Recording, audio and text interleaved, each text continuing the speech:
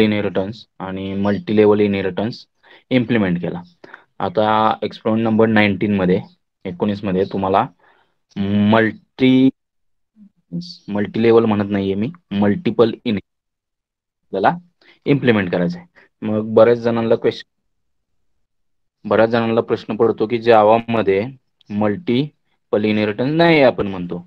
मग multiple inheritance आपल्याला जावामध्ये कसा अचीव्ह करायचा? मी तुम्हाला सांगितलं होतं multiple inheritance in Java can be achieved using interfaces. मग आपण काय करणार आहे आता? मल्टिपल इनहेरिटन्सचा प्रोग्राम जो मी तुम्हाला घेणार आहे त्याच्यामध्ये एक इंटरफेस घेणार आहे, बरोबर, आणि अजून एक क्लास घेणार आहे आपण, बरोबर, आणि एक क्लास आपण डिराईव्ह करणार आहे. तो इंटरफेस पासून डिराईव्ह झालेला असेल आणि तुमचा जो दुसरा क्लास आहे त्याच्यापासून डिराईव्ह झालेला असेल. तर स्पोर्ट्स हा एक इंटरफेस घेणार आहे. त्याच्यानंतर क्लास टेस्ट हा एक क्लास घेणार आहे आणि त्याच्यानंतर रिझल्ट हा एक क्लास घेणार आहे. आणि रिझल्ट आपण एक्सटेंड करणार आहे टेस्ट पासून आणि तो इम्प्लिमेंट करणार आहे स्पोर्ट्स, बरोबर आहे. म्हणजेच result is extending from more than one parent म्हणू शकता तुम्ही, की ज्या केसमध्ये टेस्ट हा पहिला पॅरेंट आहे ज्याच्यापासून एक्सटेंड होतोय रिझल्ट, आणि दुसरा आहे तो इंटरफेस आहे स्पोर्ट जो इम्प्लिमेंट करतो, बरोबर. त्या केसमध्ये तुम्ही म्हणू शकता result class is a example of multiple inheritance, बरोबर. मग बघूयात काय असतं मल्टिपल इनहेरिटन्स मध्ये. काय असतं हे तुम्हाला सगळ्यांना माहिती आहे की derived class is derived from more than one parent class, बरोबर. आता ह्या केसमध्ये एक क्लास हा एकापेक्षा जास्त क्लास पासून एक्सटेंड करू शकत नाही, पण एक क्लास एकापेक्षा जास्त इंटरफेसेस इम्प्लिमेंट करू शकतो. त्यामुळं मी तुम्हाला काय म्हणताना म्हटलं होतं की जावामध्ये मल्टिपल इनहेरिटन्स तुम्ही अचीव्ह करू शकता युजिंग इंटरफेसेस, ज्या केसमध्ये तुमचा क्लास एकापेक्षा जास्त इंटरफेसेस इम्प्लिमेंट करू शकतो किंवा क्लास एका क्लास पासून एक्सटेंड होऊ शकतो आणि एकापेक्षा जास्त इंटरफेसेस इम्प्लिमेंट करू शकतो. त्यावेळी तो जो सिनेरिओ मल्टिपल, ठीक आहे. मग बघा इंटरफेस लिहिलेला आहे स्पोर्ट्स नावाचा, ओके. इंटरफेस स्पोर्ट्स, त्याच्यामध्ये इंटिजर स्पोर्ट्स अंडरस्कोर आहे मी, बरोबर. बाय डिफॉल्ट इंटरफेस मधले जे व्हेरिएबल्स असतात ते काय असतात? तो तर by default interface public, static आणि फायनल असतात, हे तुम्हाला माहिती आहे, बरोबर. त्याच्यानंतर पब्लिक व्हॉइड डिस्प्ले नावाची एक मेथड फक्त डिक्लेअर केलेली आहे. इंटरफेस मध्ये मेथड डेफिनेशन नसते, हे तुम्हाला माहिती आहे. फक्त मेथडचं डिक्लेरेशन प्रेझेंट असते, हे तुम्हाला माहिती आहे इंटरफेसमध्ये. मग पब्लिक व्हॉइड डिस्प नावाची मेथड मी डिक्लेअर केलेली आहे इंटरफेसमध्ये, ओके. त्यानंतर क्लास टेस्ट लिहिलेला आहे, बरोबर, क्लास टेस्ट, बरोबर. त्याच्यामध्ये इंटिजर रोल नंबर हा एक व्हेरिएबल घेतलेला आहे, बरोबर. स्ट्रिंग नेम हा एक इन्स्टन्स व्हेरिएबल घेतलेला आहे आपण. त्याच्यानंतर इंटिजर अमोन आणि M2 हे पण तुमचे इन्स्टन्स व्हेरिएबल आहेत. त्यानंतर टेस्ट नावाचा कन्स्ट्रक्टर लिहिलेला आहे, बरोबर. त्याच्यामध्ये बघा R एक पॅरामीटर पास केलेला आहे ऍज अ पॅरामीटर म्हणून, NM एक पॅरामीटर ऍज अ 11 आणि M12 असे पॅरामीटर्स कन्स्ट्रक्टरला आर्ग्युमेंट म्हणून पास केलेले आहेत, बरोबर. Roll number roll number is equal to R, म्हणजे R ची व्हॅल्यू रोल नंबरला सेट केलेला आहे. Name is equal to NM set केलेला आहे. M1 is equal to MLN आणि M2 इक्वल टू M12. एवढ्याच गोष्टी मी क्लास टेस्ट मध्ये केलेल्या आहेत, ओके. आता क्लास रिझल्ट लिहितोय मी. क्लास रिझल्ट की जो एक्सटेंड होणार आहे तुमच्या टेस्ट क्लास पासून आणि तो इम्प्लिमेंट करणार आहे स्पोर्ट्स. म्हणजेच ह्या केसमध्ये रिझल्टला दोन पॅरेंट आहे असं तुम्ही म्हणू शकता. पहिला आहे तो क्लास टेस्ट आहे आणि दुसरा आहे तो इम्प्लिमेंट केलेला इंटरफेस स्पोर्ट्स आहे, बरोबर आहे. म्हणजेच हा रिझल्ट मध्ये जे काय मेथड्स असतील किंवा ज्या काय डेटा मेंबर्स असतील टेस्ट मधले ते पण अवेलेबल असतील, आणि स्पोर्ट्स मध्ये ज्या काय मेथड डिक्लेअर केलेल्या आहेत त्या मेथड्स आपल्याला ह्या क्लासमध्ये इम्प्लिमेंट कराव्या लागतील, प्लस जे काही डेटा मेंबर्स असतील इंटरफेसमध्ये डिफाईन केलेले, बरोबर, स्टॅटिक मेंबर्स, ते मेंबर्स तुमच्या क्लास रिझल्टमध्ये अवेलेबल होतील. का तर रिझल्टने हा इंटरफेस इम्प्लिमेंट केला आहे, त्यामुळे इनहेरिटन्समुळे ते मेंबर्स इथं अवेलेबल होतील. मग बघा रिझल्ट कन्स्ट्रक्टर कॉल केलेला आहे मी, सॉरी रिझल्ट त्याला पॅरामीटर पास केलेत बघा, integer R, string NM, integer M11, integer M12 आणि सुपर, बरोबर.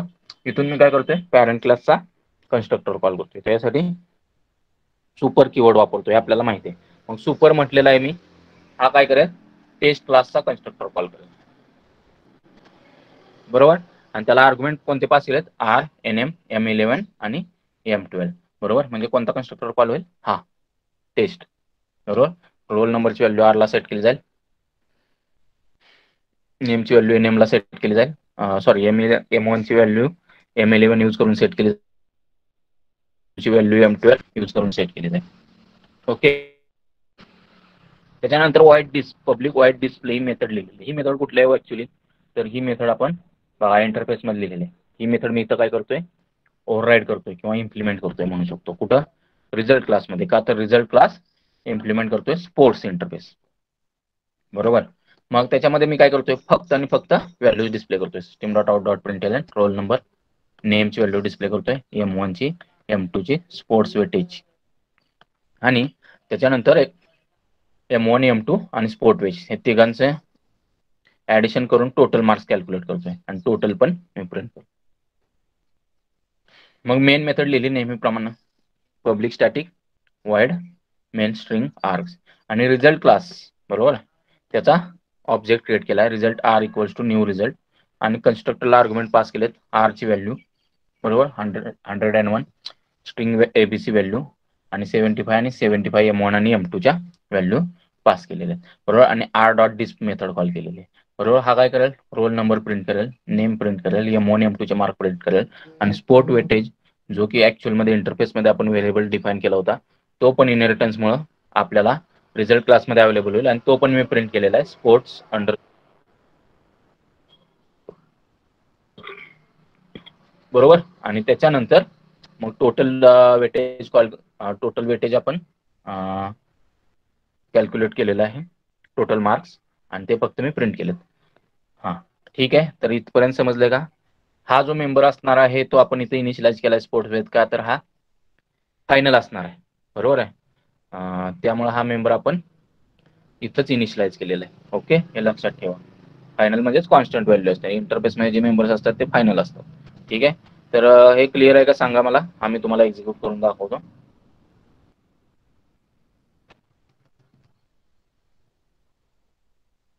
कंपाईल करूयात.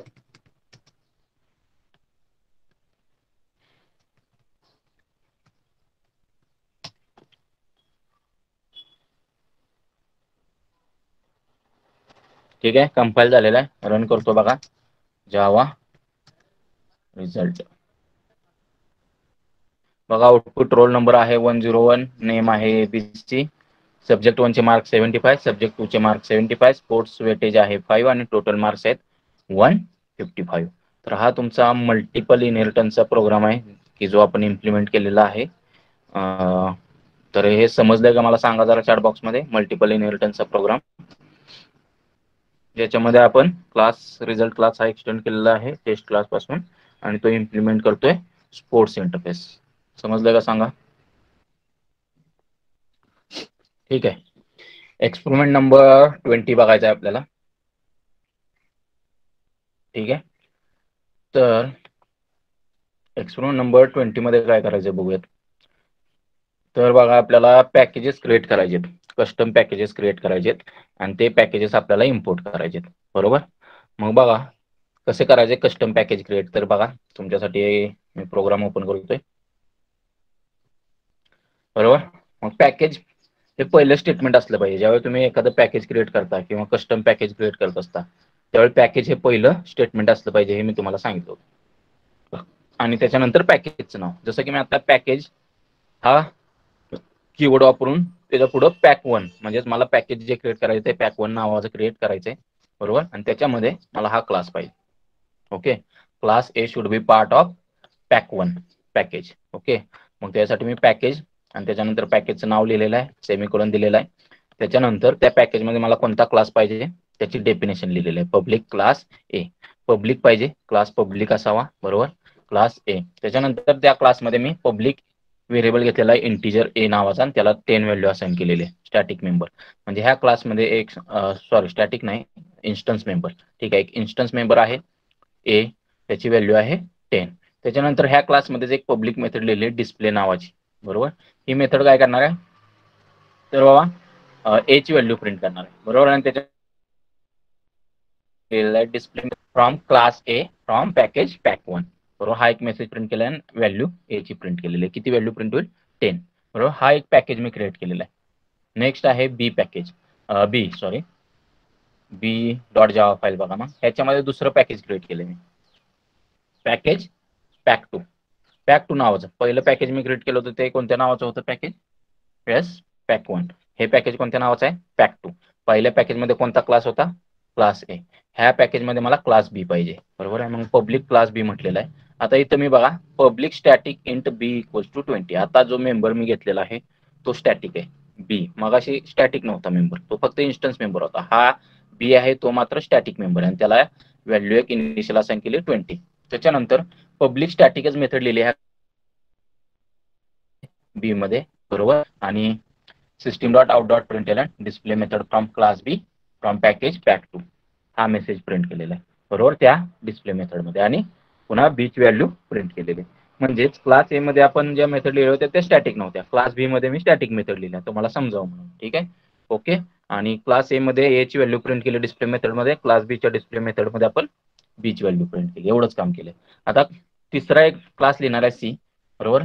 आणि त्याच्यामध्ये आपल्याला हे जे क्लासेस आहेत पॅकेज 1 आणि पॅकेज 2 मध्ये, पॅक 1 आणि पॅक 2 मध्ये जे क्लासेस आहेत ए आणि बी ते इम्पोर्ट करायचे आहेत आपल्याला बरोबर. मग इम्पोर्ट स्टेटमेंट वापरलाय pack 1 dot a import pack 2 dot b. Okay, मग काय होणार?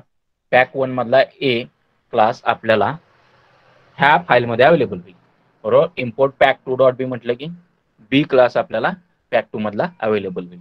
मग बघा क्लास सी म्हटलेला आहे मी बरोबर. आणि इथं फक्त मेन मेथड लिहिली आहे public static void main string args. आणि आता क्लास ए मी इम्पोर्ट केलेला आहे त्यामुळे मी क्लास एचा ऑब्जेक्ट क्रिएट करू शकतो. A obj equals to new A बरोबर. क्लास एचा ऑब्जेक्ट मी क्रिएट केला आणि तो ऑब्जेक्ट यूज करून डिस्प्ले मेथड कॉल केली ओबीजे डॉट डिस्प्ले. ओके, पण क्लास जो बी होता पॅकेज 2 मधला त्याच्यामध्ये डिस्प्ले मेथड आहे, त्याच्यामध्ये जी डिस्प्ले मेथड आहे ती स्टॅटिक होती बरोबर. ती मेथड कोणती आहे? स्टॅटिक मेथड आहे. त्यामुळे मला क्लास बी चा ऑब्जेक्ट क्रिएट करायची गरज आहे का? नाही गरज. का तर जी काही स्टॅटिक मेथड आहे ती मी क्लास नेम यूज करून कॉल करू शकतो. जसं मी क्लास ए चा ऑब्जेक्ट क्रिएट केला का तर क्लास ए मध्ये जे काही मेथड डिस्प्ले मेथड होती ती मला कॉल करायची होती, पण ती डिस्प्ले मेथड क्लास ए मध्ये स्टॅटिक नव्हती. त्यामुळे ती मेथड जर मला कॉल करायची असेल तर मला त्या क्लासचा ऑब्जेक्ट क्रिएट करणं गरजेचं आहे. म्हणून मी ऑब्जेक्ट क्रिएट करून object name dot method name use करून ती मेथड कॉल केली बरोबर. पण डिस्प्ले मेथड क्लास बी मध्ये जी अवेलेबल आहे ती स्टॅटिक मेथड आहे. त्यामुळं मला क्लास बी चा ऑब्जेक्ट क्रिएट करायची गरज नाही. मी डायरेक्टली बी डॉट डिस्प्ले म्हणू शकतो class name dot method name, का तर ती मेथड स्टॅटिक आहे बरोबर. त्याच्यानंतर सी एक व्हेरिएबल घेतलाय त्याच्यामध्ये ए जो डेटा मेंबर किंवा इन्स्टन्स मेंबर आहे क्लास एचा तो आणि बी हा जो इन्स्टन्स मेंबर आहे क्लास बी चा त्यांची ऍडिशन मला पाहिजे. मग ते कसं ऍक्सेस करणार? ओबीजे डॉट ए बरोबर. ऑब्जेक्ट यूज करून क्लास एचा ए मेंबर ऍक्सेस केला आणि बी हा स्टॅटिक मेंबर आहे बरोबर. क्लास बी मध्ये स्टॅटिक मेंबर आहे म्हणून तो मी क्लास नेम यूज करून कॉल केलाय बघा b dot b, b dot b. Okay, आणि त्याच्यानंतर मी ऍडिशन प्रिंट केले system dot out dot println addition of a and b from classes and classes a and b from package pack 1 and pack 2 is c display केला. Okay, कळालं? Okay, मग हे कसं create करायचं तर क्लास पॅक 1 मध्ये ए लिहिलेला आहे, पॅक 2 मध्ये क्लास बी लिहिलेला आहे आणि त्याच्यानंतर क्लास सी मध्ये आपण ते पॅक 1 डॉट ए आणि पॅक 2 डॉट बी आणि इम्पोर्ट यूज करून ते इम्पोर्ट केलेले आहेत आणि त्यांचे ऑब्जेक्ट्स क्रिएट केलेले आहेत आणि मेथड्स कॉल केलेले आहेत. पण बी मध्ये जी डिस्प्ले मेथड आहे ती स्टॅटिक आहे त्यामुळे ती directly using class name call केलेली आहे. ठीक आहे, एवढं काम केलेलं. आता हे एक्झिक्यूट कसं करायचंय बघायचंय आपल्याला. ठीक आहे, मग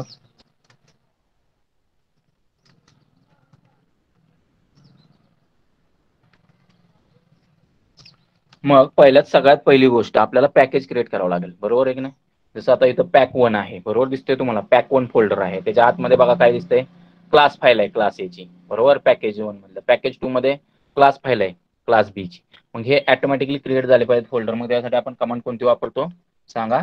जावा सी. कंपाईल करतो program Java C S hyphen D dot आणि फाईल नेम पहिल्यांदा ए डॉट जावा करूयात.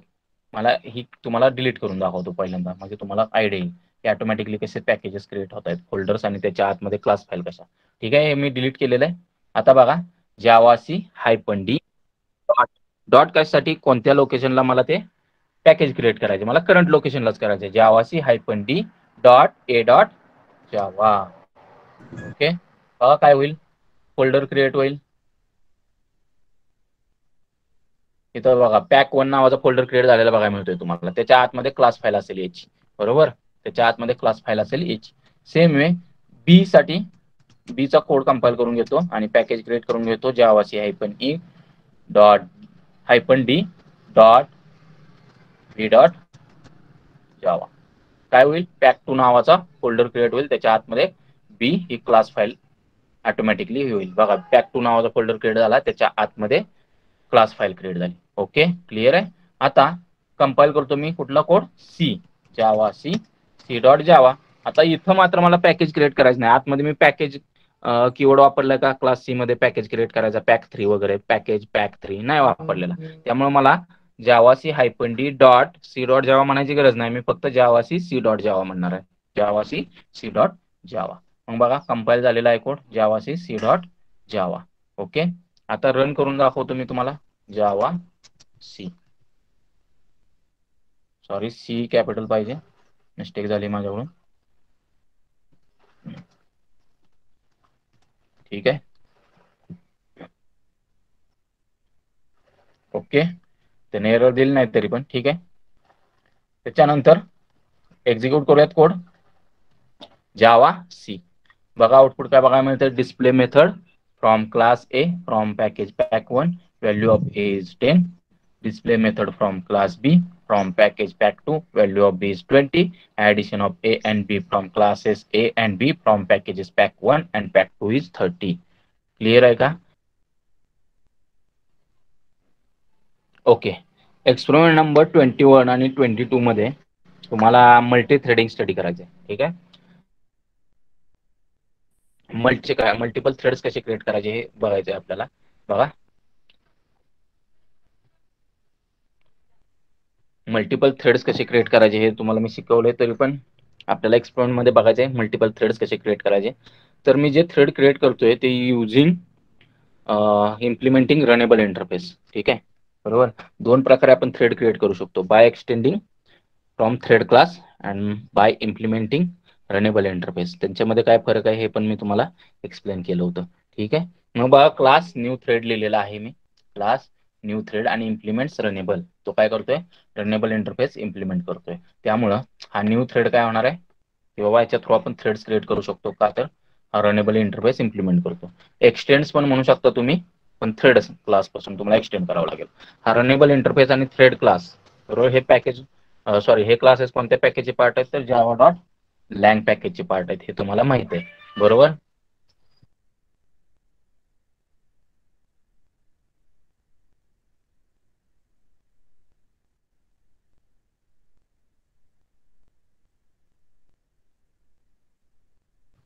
मग बघा class new thread implements runnable आहे. थ्रेड टी बरोबर, थ्रेड क्लासचा एक इन्स्टन्स मेंबर म्हणा किंवा इन्स्टन्स मेंबर म्हटलेला आहे. न्यू थ्रेड नावाचा कन्स्ट्रक्टर लिहिलेला आहे, बरोबर. त्या कन्स्ट्रक्टर मध्ये मी काय करतोय, थ्रेड क्रिएट करतोय. टी इक्वल्स टू न्यू आणि दिस ह्या क्लासचा ऑब्जेक्ट म्हणा किंवा रेफरन्स पास करावा लागतो आपल्याला. माहिती आहे, जर रनेबल इंटरफेस इम्प्लिमेंट करत असेल बरोबर, तर मग आपल्याला ॲज अ आर्ग्युमेंट म्हणून त्या क्लासचा रेफरन्स व्हेरिएबल म्हणा किंवा ऑब्जेक्ट ॲज अ आर्ग्युमेंट म्हणून क्लासच्या कन्स्ट्रक्टरला पास करावा लागतो, बरोबर. दिस कॉमा बरोबर, एक मेसेज डेमो थ्रेड, बरोबर. त्याच्यानंतर system dot out dot println child thread plus T, जो काही थ्रेड क्रिएट झालाय तो मी इथं प्रिंट करतोय. आणि त्याच्या स्टार्ट म्हटलं थ्रेड मी काय करतोय, रनिंग स्टेटमेंट टाकतोय, त्याची रन मेथड कॉल होईल. म्हणजे तो स्टार्ट म्हटलं की आपण त्याची रन मेथड इन्वोक होती ज्यावेळी प्रोसेसर त्याला टाइम अलोकेट. त्यानंतर पब्लिक वाईड रन म्हटलेला आहे, बरोबर, रन मेथड आहे.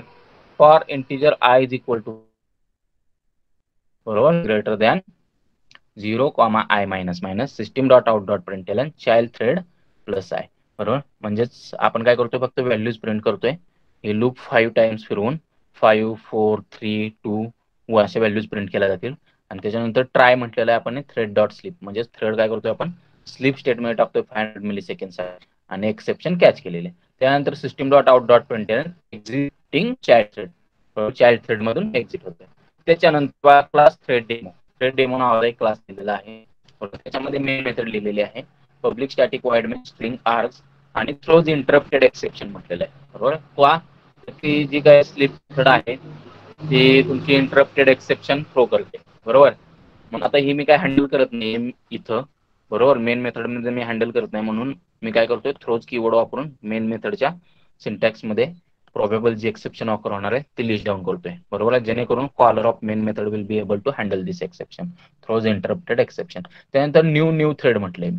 बरोबर आहे, म्हणजेच मी काय करतो हा जो क्लास लिहिलेला आहे आपण न्यू थ्रेड त्याचा ऑब्जेक्ट क्रिएट करतोय. त्यामुळे काय होणार आहे कन्स्ट्रक्टर हा कॉल होणार आहे. हा कन्स्ट्रक्टर कॉल झाला की काय होणार आहे आतमध्ये आल्यानंतर तो थ्रेड क्रिएट करणार आहे आणि थ्रेड क्रिएट केल्यानंतर आपण थ्रेड डॉट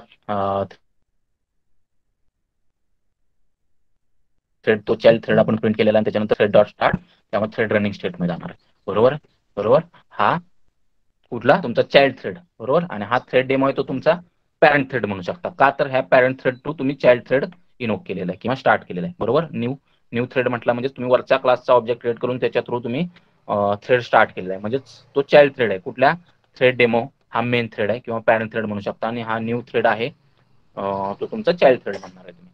बरोबर, हा मग ह्या पुन्हा मेन थ्रेड मध्ये मी लूप लिहिलेला आहे for integer i is equal to 5 i is greater than 0 i minus minus system dot out dot println main thread plus i. मग मेन थ्रेड पुन्हा मी प्रिंट करणार आहे 5 4 3 2 1. बरोबर, 1 पर्यंत म्हणजे 5 वेळा. आणि पुन्हा हा मेन थ्रेड मी thread dot sleep 1000 millisecond साठी, पहिला वरचा थ्रेड 500 मिली सेकंड साठी, हा 1000 मिली सेकंड साठी. म्हणजेच हा ज्यावेळी एकदा एक्झिक्यूट होईल त्यावेळी वरचे जे दोन एक्झिक्युशन झालेले असतील हे लक्षात ठेवा, का तर त्याचा स्लीप पिरियड आहे तो कमी 500 मिली सेकंडचा, याचा स्लीप पिरियड आहे तो 1000 मिली सेकंडचा.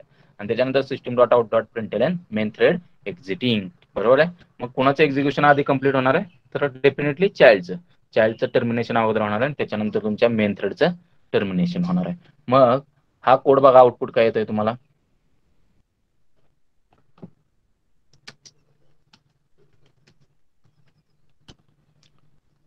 बघा, क्लिअर करतो स्क्रीन तुमच्यासाठी.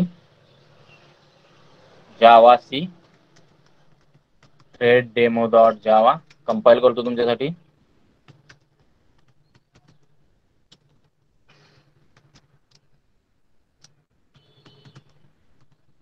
कंपाइल केलाय बघा कोड.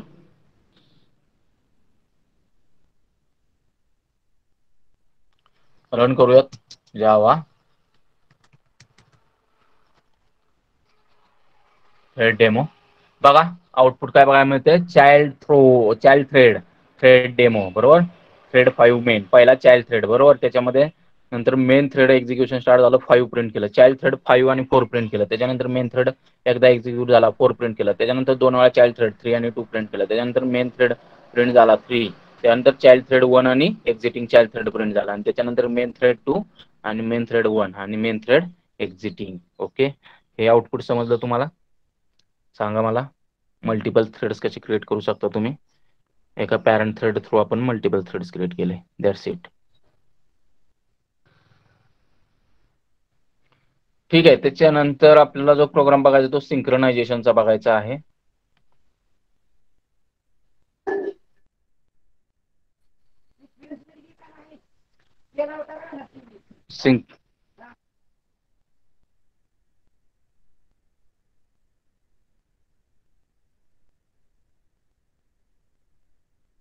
ठीक आहे, मग सिंक्रोनायझेशन काय असतं हे तुम्हाला माहिती आहे. एखादी मेथड ज्यावेळी आपण सिंक्रोनाइज बनवतो त्यावेळी ऍट अ टाइम एकच थ्रेड ती मेथड एक्झिक्यूट करू शकतो. बरोबर आहे, म्हणजेच त्या पर्टिक्युलर मेथडसाठी मल्टिपल थ्रेड जर ती मेथड किंवा तो रिसोर्स शेअर करत असतील तर त्या केसमध्ये काय होणार आहे तर एक थ्रेड ऍट अ टाइम फक्त लॉक अक्वायर करू शकतो त्या मेथडचं आणि जोपर्यंत त्याचं एक्झिक्युशन कंप्लीट होत नाही तोपर्यंत त्याच्याकडे त्या पर्टिक्युलर मेथडचं लॉक राहील. त्याच्यानंतर त्याचं एक्झिक्युशन कंप्लीट झाल्यानंतर ते लॉक हँडओव्हर केलं जाईल नेक्स्ट वेटिंग स्टेटमध्ये जे थ्रेड्स आहेत त्यांना एक्झिक्युशनसाठी. म्हणजे सिंक्रोनाइजचा बेनिफिट काय की बाबा तुम्ही एक सिंक्रोनाइज मॅनरमध्ये रिसोर्सेसना ऍक्सेस देऊ शकता. बरोबर, थ्रेड्सना मल्टिपल थ्रेड जर रिसोर्सेस शेअर करत असतील किंवा मेथड शेअर करत असतील तर त्या केसमध्ये तुम्ही सिंक्रोनस मॅनरमध्ये म्हणजे सिरियल मॅनरमध्ये त्या पर्टिक्युलर थ्रेड्सना जे ॲक्च्युअलमध्ये कम्पीट करतायत त्या शेअर्ड रिसोर्ससाठी त्यांना ॲक्सेस देऊ शकता. म्हणजे ॲट अ टाइम फक्त आणि फक्त एकच थ्रेड त्या पर्टिक्युलर जो सिंक्रोनाइज मेथड असेल किंवा सिंक्रोनाइज रिसोर्स असेल तो ॲक्वायर करेल आणि त्याचं एक्झिक्युशन करेल आणि जोपर्यंत त्याचं एक्झिक्युशन कंप्लीट होत नाही तोपर्यंत बाकीचे थ्रेड्स वेटिंग स्टेटमध्ये राहतील. त्याचं एक्झिक्युशन कंप्लीट झालंय की तो लॉक त्या रिसोर्सचं लॉक रिलीज करेल आणि ते नेक्स्ट वेटिंग स्टेटमधल्या एखाद्या थ्रेडला अलोकेट केलं जाईल आणि तो थ्रेड पुन्हा ते लॉक ॲक्वायर करेल. त्याचं एक्झिक्युशन कंप्लीट होईपर्यंत लॉक होल्ड करेल आणि एक्झिक्युशन कंप्लीट झालं की तो लॉक रिलीज करेल. अशा पद्धतीने सिंक्रोनाइज मॅनरमध्ये किंवा सिरियल मॅनरमध्ये तुम्ही रिसोर्सेसचा ऍक्सेस देऊ शकता थ्रेड्सना, मल्टिपल थ्रेड्सना, की ज्या केसमध्ये मल्टिपल थ्रेड्स रिसोर्सेस शेअर करत असतील तर त्यांच्यामध्ये त्या पर्टिक्युलर रिसोर्ससाठी कॉम्पिटिशन न स्टार्ट होता we can synchronize the access to that particular resource using synchronized. बरोबर. मग बघा क्लास जावा प्रोग्राम लिहिलेला आहे तुमच्यासाठी जावा प्रोग. त्याच्या आतमध्ये सिंक्रोनाइज मेथड लिहिलेले आहे, synchronize void display, string name आणि इंटिजर नम दोन पॅरामीटर पास केलेत आणि system dot out dot println name आणि नंबर प्रिंट केलेले आहेत. बरोबर. त्याच्यानंतर 1000 मिली सेकंडसाठी आणि इंटरप्टेड एक्सेप्शन कॅच केलेले. ठीक आहे. त्याच्यानंतर क्लास न्यू थ्रेड लिहिलेला आहे, तो इम्प्लिमेंट करतोय रनेबल इंटरफेस. बरोबर आहे. म्हणजेच हा न्यू थ्रेड जो क्लास आहे तो इम्प्लिमेंट करतोय तुमचा रनेबल इंटरफेस. ठीक आहे. मग स्ट्रिंग एमएजी नावाचा एक इन्स्टन्स मेंबर आहे, जावा प्रॉग टार, म्हणजेच हा ज्या जावा प्रोग्राम क्लास लिहिलेला आहे आपण त्याच्यामध्ये जे सिंक्रोनाइज डिस्प्ले मेथड लिहिलेली आहे त्याचा ऑब्जेक्ट किंवा रेफरन्स ॲज अ इन्स्टन्स म्हणून आपण न्यू थ्रेड क्लासमध्ये ऍड केलेला आहे. त्यानंतर थ्रेड टी, बरोबर, थ्रेड क्लासचा रेफरन्स म्हणा किंवा ऑब्जेक्ट ॲज अ इन्स्टन्स म्हणून तुम्ही न्यू थ्रेड क्लासमध्ये डिफाईन केलेला आहे. त्याच्यानंतर पब्लिक न्यू थ्रेड जावा प्रॉग टार्ग आणि स्ट्रिंग एस, बरोबर. टार इज इक्वल टू टार्ग, बरोबर. म्हणजे जे हे जे पॅरामीटर पास केलेले आहेत न्यू थ्रेड कन्स्ट्रक्टरला त्यांची व्हॅल्यू फक्त आपण असाइन करतो. Tar is equal to targ, MSG equals to S आणि थ्रेड क्रिएट केला T equals to new thread this, बरोबर, आणि टी डॉट स्टार्ट म्हटले, बरोबर. म्हणजे थ्रेड क्रिएट केलेलं आहे आपण, बाकी वेगळं काय केलेलं नाही. त्यानंतर public void run method call केलेली आहे, सॉरी रन मेथड लिहिलेली आहे. त्याच्यामध्ये लूप चालवले बघा, i is equal to 0, i less than 5 म्हणजे 5 टाइम्स लूप चालेल. त्यानंतर टार डॉट डिस्प्ले म्हटलंय आणि एमएसजी कॉमा आय म्हटलेलं आहे, बरोबर. मेसेज आणि आय म्हणजे डिस्प्ले मेथड आपण वरची जावा प्रॉग क्लासमध्ये जी सिंक्रोनाइज मेथड लिहिली होती ती कॉल करतोय, एवढंच करतोय. किती वेळा कॉल केली जाईल तर प्रत्येक थ्रेडसाठी रन मेथड ही प्रत्येक थ्रेडसाठी एक्झिक्यूट केली जाईल आणि प्रत्येक थ्रेडसाठी ही डिस्प्ले मेथड 5 वेळा कॉल केली जाईल, 5 वेळा कॉल केली जाईल. म्हणजे सपोज 2 थ्रेड्स असतील तर 2 थ्रेड वेळासाठी ही मेथड 5 वेळा कॉल केली जाईल, बरोबर आहे. आणि 5 वेळा आउटपुट बघायला मिळेल. पण ही मेथड जसं मगाशी आउटपुट बघायला मिळत होतं मगाच्या प्रोग्राममध्ये की मेन थ्रेड एक्झिक्यूट झाल्यावर पुन्हा 2 वेळा चाइल्ड थ्रेड एक्झिक्यूट होता, पुन्हा मेन थ्रेड, पुन्हा चाइल्ड थ्रेड, तसं न होता जो पहिल्यांदा डिस्प्ले मेथड अक्वायर करेल थ्रेड, बरोबर, तो त्याचं एक्झिक्युशन कंप्लीट होईपर्यंत डिस्प्ले मेथड लॉक करून ठेवेल, बरोबर आहे. तोपर्यंत बाकीचे थ्रेड्स वेटिंग स्टेटमध्ये राहतील. म्हणजे त्याचं 5 वेळा एक्झिक्युशन कंप्लीट झाल्याशिवाय डिस्प्ले मेथड जो तो लॉक रिलीज करणार नाही. ओके. जी केस मगाच्या याच्यामध्ये नव्हती का, तर मगाशी सिंक्रोनाइज आपण ऍक्सेस दिला नव्हता, बरोबर. सिंक्रोनाइज कुठेही ऍक्सेस नव्हता थ्रेड्सना, बरोबर. फक्त आपण थ्रेड क्रिएट केले होते, मेथड्स कोणतीही शेअर्ड नव्हती आणि सिंक्रोनाइज ऍक्सेस दिला नव्हता. पण बघा आता tar dot display MSG comma I. त्याच्यानंतर क्लास सिंक्रोनायझेशन नावाचा क्लास लिहिलेला आहे. Public static void main string args main method लिहिलेलं आहे. Throws interrupted exception, okay.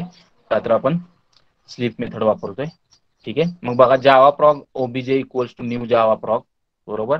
म्हणजेच काय करतोय आपण तर जावा प्रॉग क्लासचा ऑब्जेक्ट क्रिएट करतोय, कोणता, ज्याच्यामध्ये सिंक्रोनाइज मेथड लिहिली तो, बरोबर. त्याच्यानंतर new thread ओबी1 equals to new thread obj comma first, म्हणजे पहिला थ्रेड क्रिएट करतोय. न्यू थ्रेड ओबी2 equals to new thread obj second thread create करतोय. न्यू थ्रेड ओबी3 equals to new thread obj third.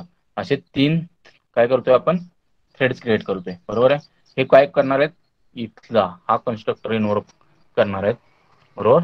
आणि त्याच्या आतमध्ये थ्रेड क्रिएट करणार आहेत, म्हणजे असे 3 थ्रेड्स क्रिएट होतील, बरोबर. आणि हे 3 थ्रेड्स आपण काय केलं, ओबी1 डॉट टी डॉट जॉईन म्हणजे शेअर्ड रिसोर्स साठी जॉईन करतो, ओबी2 डॉट टी डॉट जॉईन, ओबी3 डॉट टी डॉट जॉईन. त्यामुळे काय होणार आहे, ऍट अ टाइम ते ही मेथड ऍक्सेस नाही करणार, पहिला थ्रेड सपोज ओबीजे, पहिला कोणता थ्रेड आहे ज्याला प्रोसेसर अलोकेट करेल टाइम, सपोज OB2. तर OB2चं 5 वेळा एक्झिक्युशन कंप्लीट होत नाही 5 टाइम्स. हा दुसरा कोणताही थ्रेड ती मेथडचं लॉक अक्वायर करणार नाही, बरोबर. आणि ह्यामुळे काय होणार आहे की सिंक्रोनाइज मॅनर मध्ये आपण त्या पर्टिक्युलर मेथड, जी की ऍक्च्युअली मध्ये 3 थ्रेड्स मध्ये शेअर्ड मेथड आहे, बरोबर, त्या 3 थ्रेड्सला आपण काय करतोय, सिक्वेन्शियल मॅनर मध्ये ह्या मेथडचा ऍक्सेस देतोय, बरोबर. मग बघा हे कसं एक्झिक्यूट होतं, आउटपुट कसं बघायला मिळतंय तुम्हाला. क्लिअर करून घेतो screen. Java C synchronization dot जावा,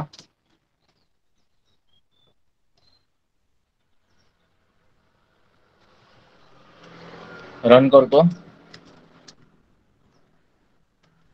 जावा सिंक्रोनाइजेशन, बघा फर्स्ट एक्झिक्युशन स्टार्ट झाला, फर्स्ट 1, फर्स्ट 2, फर्स्ट 3, फर्स्ट 4, जे मी तुम्हाला सांगितलं होतं.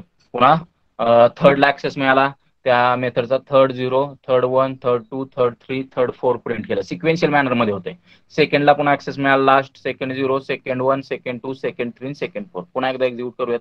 आता पुन्हा पहिल्यांदा फर्स्टला ऍक्सेस मिळालाय, बघा त्यानं एक्झिक्यूट केलं. पुन्हा त्याचं एक्झिक्युशन कंप्लीट झालं की थर्डला ऍक्सेस मिळालाय, पुन्हा सेकंडला ऍक्सेस मिळालाय, आणि लास्टला फर्स्टला मध्येच इंटरप्ट झाला तो. ठीक आहे, पुन्हा बघा पण सिक्वेन्शियल मॅनर मध्ये होते. पुन्हा फर्स्टला ऍक्सेस मिळतोय, ठीक आहे, पण 3 वेळा ऍक्सेस मिळाला ऍटलिस्ट. त्याच्यानंतर थर्डचा 2 वेळा झालेला आहे, आणि पुन्हा सेकंडचा पूर्ण कंप्लीट 0 to 4 झालाय, पुन्हा थर्डचा आणि पुन्हा फर्स्टचा. म्हणजे सिक्वेन्शियल मॅनर मध्ये तुम्ही ती पर्टिक्युलर मेथड ऍक्सेस करू शकता, जर ती मेथड सिंक्रोनाइज केली तुम्ही तर, आणि ती शेअर्ड असेल मल्टिपल थ्रेड्स मध्ये तर. हे समजलंय का सांगा जरा मला.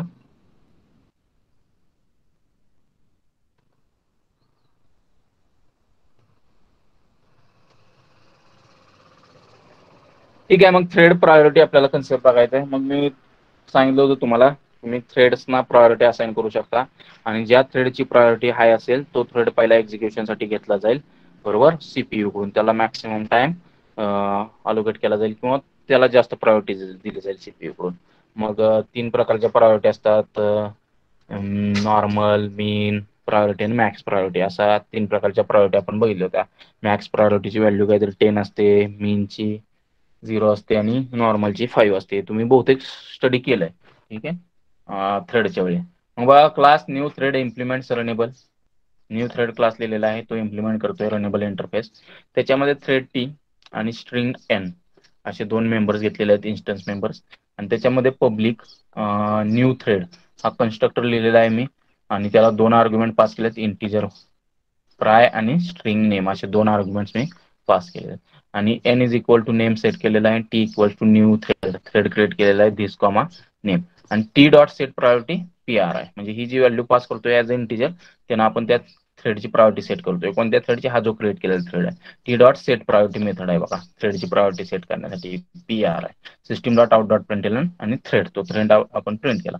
रन मेथड बघा, मग त्याची पब्लिक वाईड रन मेथड लिहिलेलं आहे, for integer I is equal to 100. आता ही लूप कधीपर्यंत चालणार आहे, तर बघा कंटिन्यूली चालणार आहे. तर टर्मिनेशन कंडिशनच मी दिलेली नाही, इन्फायनाइट चालणार आहे, I minus minus.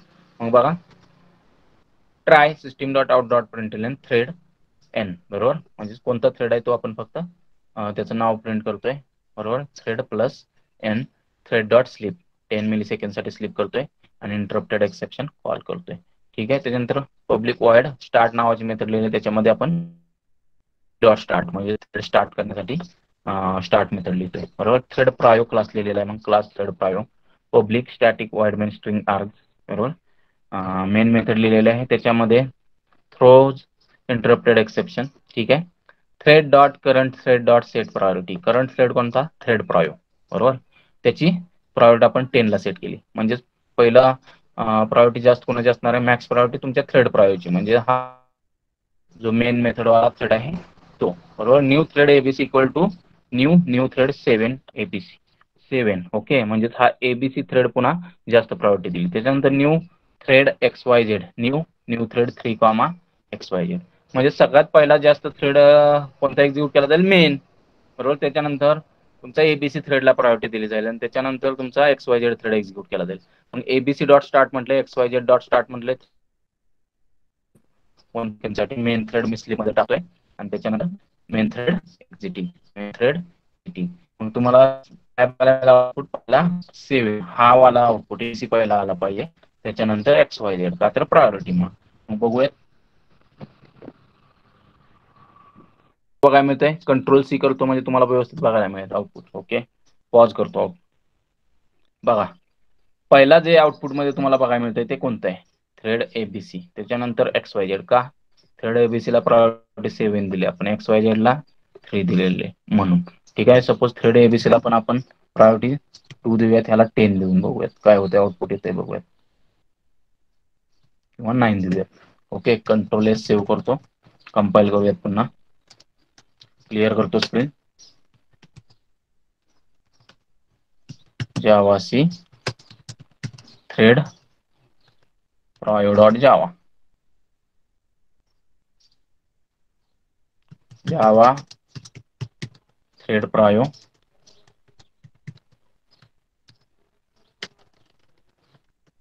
Continuous output बघायला मिळते. मी स्टॉप करतोय आउटपुट.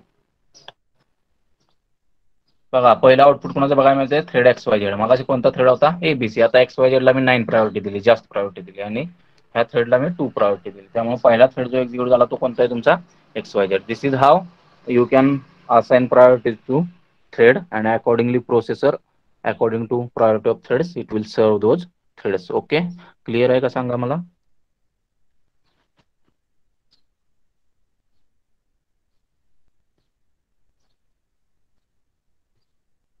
क्लिअर आहे का.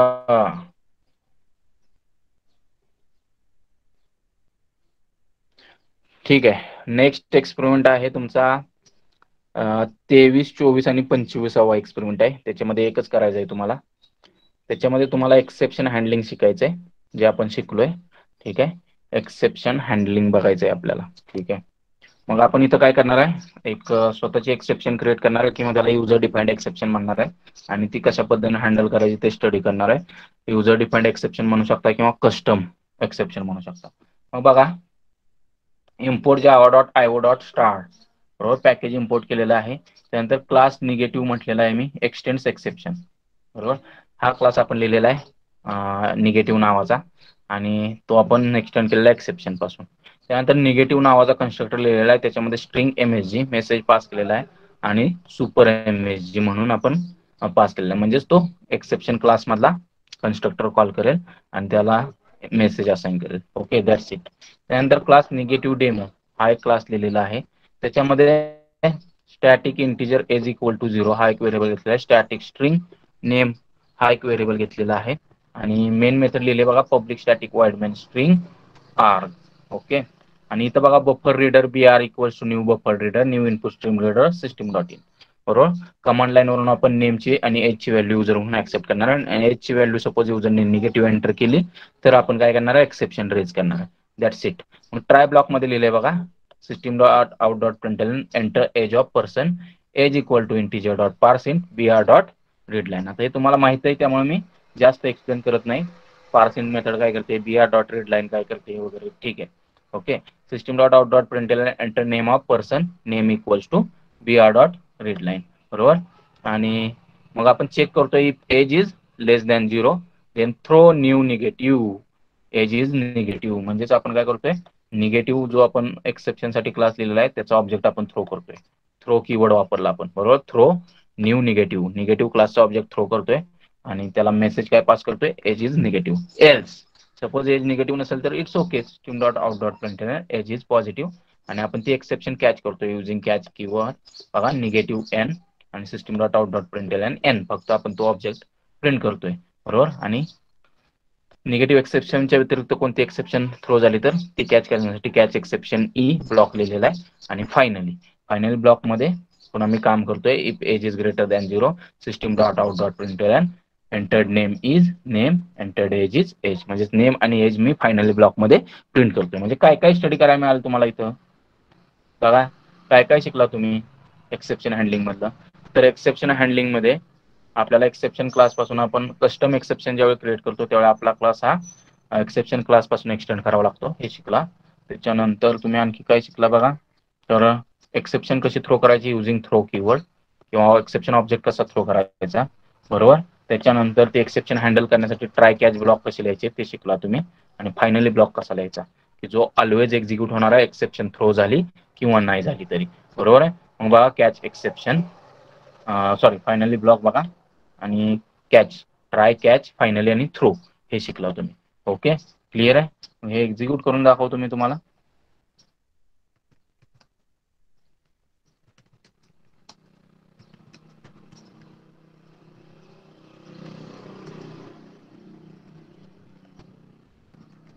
जावा C, yes, negative demo dot Java, negative demo dot Java compile झालाय बघा कोड तुमच्यासाठी. रन करूयात. जावा निगेटिव्ह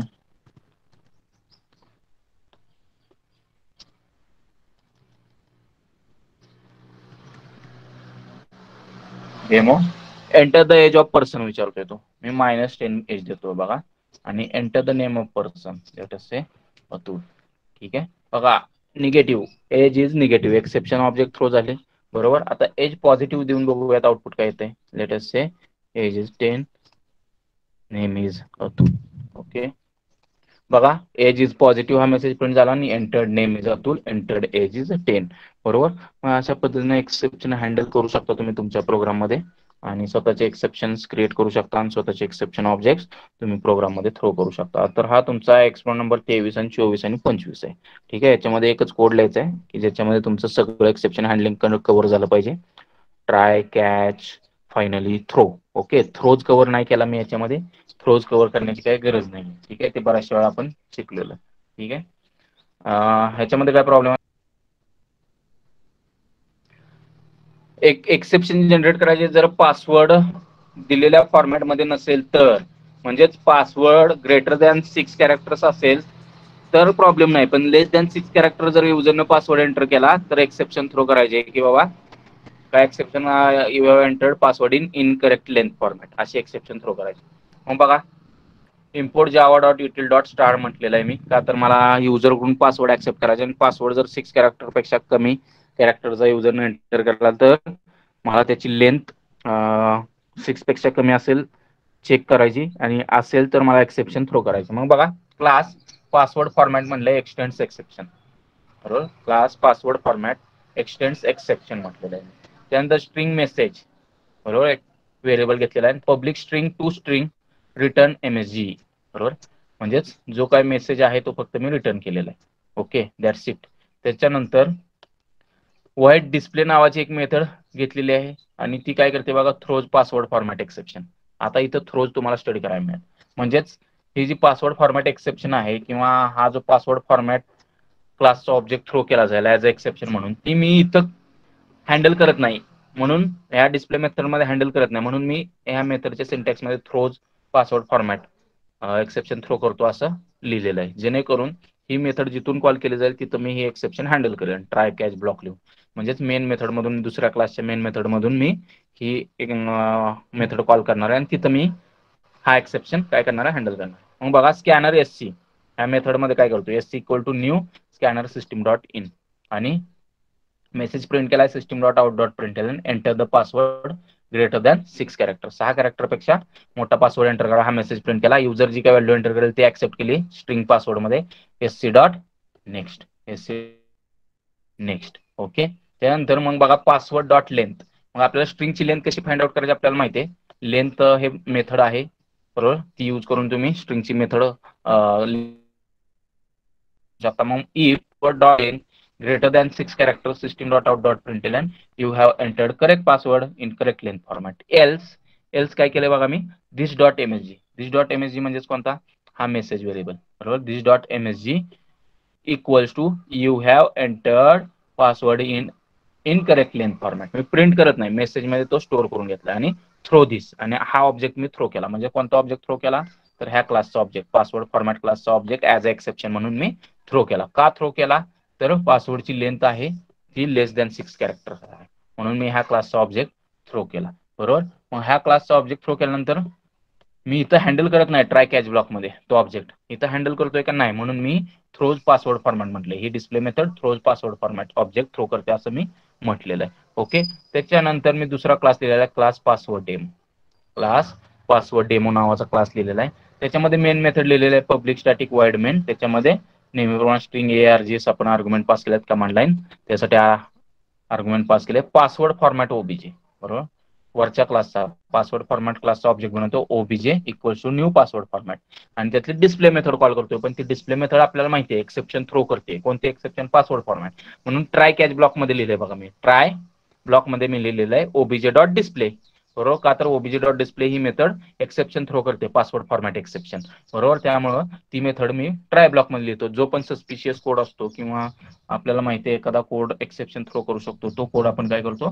ट्राय ब्लॉक मध्ये लिहितो, बरोबर. मग त्यासाठी ओबीजे डॉट डिस्प्ले ही मेथड मला माहिती आहे सस्पिशियस आहे, पासवर्ड फॉर्मॅट एक्सेप्शन थ्रो करू शकते, म्हणून मी तो मेथड कॉल करताना ट्राय ब्लॉक मध्ये केला ओबीजे डॉट डिस्प्ले. आणि त्याच्यानंतर ती कॉल कॅच केला तो एक्सेप्शन जी मेथड थ्रो करते. कोणते exception? Password format catch password format exception. त्याचा ऑब्जेक्ट आपण काय केलेला? लिहिलेला आहे. System dot out dot println E, तो ऑब्जेक्ट फक्त मी प्रिंट केलेला आहे. आणि पासवर्ड फॉर्मॅट पेक्षा दुसरी कोणती एक्सेप्शन थ्रो करत असेल तर ती कॅच करण्यासाठी कॅच एक्सेप्शन ई ब्लॉक लिहिलेला आहे. हा ब्लॉक कायम लिहा तुम्ही. सगळी तुमची जनरल एक्सेप्शन्स हँडल करून झाले तुमचे, सॉरी स्पेसिफिक एक्सेप्शन्स हँडल करून झाले की जनरल एक्सेप्शन्स ज्या स्पेसिफिक एक्सेप्शन सोडून जनरेट होऊ शकतात त्या कॅच करण्यासाठी नेहमी कॅच एक्सेप्शन ई ब्लॉक लिहा. ठीक आहे, ओके. लास्टला मग हा मी तुम्हाला एक्झिक्यूट करून दाखवतो.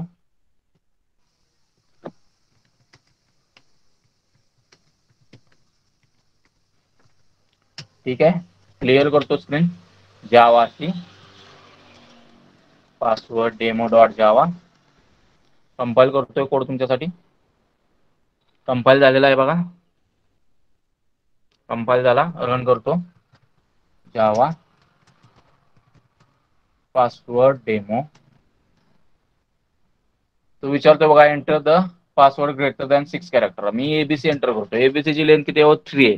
म्हणजेच तो एक्सेप्शन थ्रो केला पाहिजे त्यानं की बाबा पासवर्ड 6 कॅरेक्टर पेक्षा छोटा एंटर केलाय. मग बघूयात. You have enter password in incorrect length format. Okay, जे तुम्हाला बघायला मिळतंय. मग बघा, पुन्हा एकदा रन करतो. आता पासवर्ड 6 कॅरेक्टर पेक्षा जास्त देतो. ओके, बघा, you have entered correct password in correct length format. Okay, आणि ज्यावेळी मी एकच कॅरेक्टरचा किंवा 6 कॅरेक्टरपेक्षा कमी कॅरेक्टरचा पासवर्ड एंटर करतो त्यावेळी तो एक्सेप्शन थ्रो करतो. यू हॅव आणि मेसेज आपण प्रिंट केलाय बघा, you have entered password in incorrect length format. तर हा एवढाच एक प्रोग्राम तुम्हाला एक्सपेरिमेंट नंबर 26 आणि 27 मध्ये करायचा आहे.